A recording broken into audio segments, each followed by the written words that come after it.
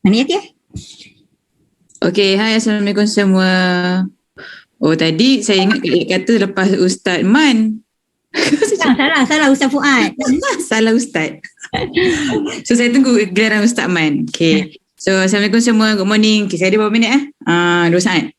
So, saya dah lama tak share kan. Saya nak berkongsi dengan kawan-kawan semua.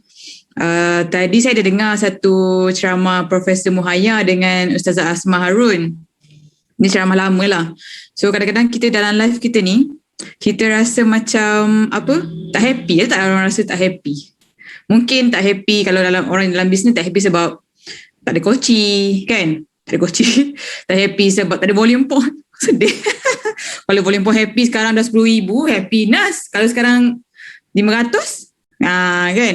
So ibarat dia, Profesor Muhaya dia kata macam, ibarat dia macam ni. Kalau kita, pernah tak korang ibarat dia macam ni, analogi dia, kita nak keluar rumah waktu malam, nak keluar rumah. So masa nak keluar rumah tu kita dah ambil kunci kereta, tiba-tiba blackout. Kunci kereta pula jatuh. Tak tahu kat mana. Tak jumpa, gelap gelita. Nak cari kunci tak jumpa. So dekat luar kan ada lampu jalan kan. Pelik sikit lah, rumah blackout. Lampu jalan tak blackout. Rumah tak bayar bil. Okay. So, kan. So maksudnya jiran lain ada lampu, kita tak ada lampu. Lupa nak bayar TNB. So kat luar tu terang. Kat depan rumah tu terang. Ada lampu jalan. Kita pun pergi cari kunci dekat luar. Sebab terang. Sama-sama tengah-tengah cari kunci tu ada jiran tanya. Ustaz Man. Ustaz Man. Ustaz cari apa Ustaz? Cari kunci kereta jatuh. Tak apa mesti tolong Ustaz.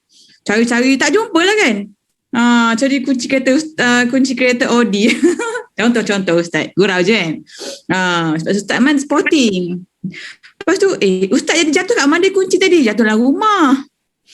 Memang dah tak jumpa. Ustaz cari kat luar rumah. Sebab apa cari kat luar? Sebab macam tu lah juga kita punya kebahagiaan. Kalau kita duk cari kebahagiaan kita tu kat luar, maksudnya kita bahagia kalau suami kita sayang kita. Kita bahagia kalau kita ada koci yang ramai bulan ni. Kita bahagia kalau volume pun kita banyak. Kita bahagia kalau orang puji kita kan. Tapi sebab benda tu, kebahagiaan tu kita cari based on dekat luar. Bukan dekat dalam diri. Saya kan bahagia kalau saya duduk rumah banglo ada swimming pool. Contoh lah kan. Contohnya siapa kat sini belum kahwin? Saya akan bahagia kalau saya kahwin. Awas ya, Profesor Muhaya kata kalau kita belum bahagia jangan kahwin. Jangan kahwin.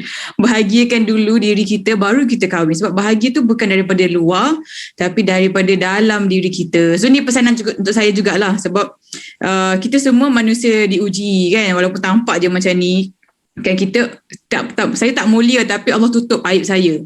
Kalau Allah buka aib saya, ya Allah, mungkin korang pun tak nak kawan dengan saya kan.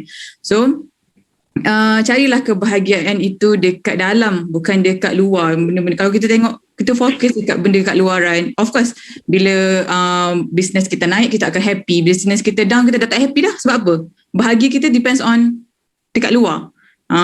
Okay, bila ada challenge, ada apa-apa yang berlaku, kita dah tak happy dah. Sebab apa? Sebab kita letak kebahagiaan kita tu dekat luar, bukan dekat dalam diri kita.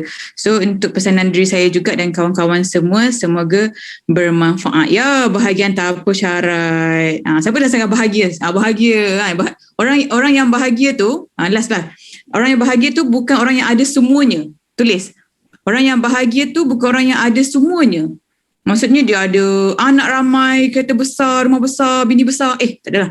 Kan? Organisasi besar kan. Tapi orang yang bahagia tu, orang yang bersyukur dengan semua yang dia ada. Orang yang bahagia adalah orang yang bersyukur dengan semua yang dia ada. Mungkin dia tak ada, dah banyak kekurangan, kan, banyak kelemahan, tapi dia bersyukur. Dan itulah orang yang bahagia. Kita saja, back to you Kak Yat. Alright, terima kasih sharing kita hari ni, last sharing kita hari ni daripada middle team kita Yati, bahagia tanpa syarat. Saya suka yang tu tadi. Right. So itu saja sharing untuk CTD kita hari ni. Terima kasih kepada speaker yang memberi impact yang besar untuk hari ini kepada diri kita. So hari ni kita ada OBC. Kita serahkan mic saya kepada Coach Nora. Silakan Coach Nora.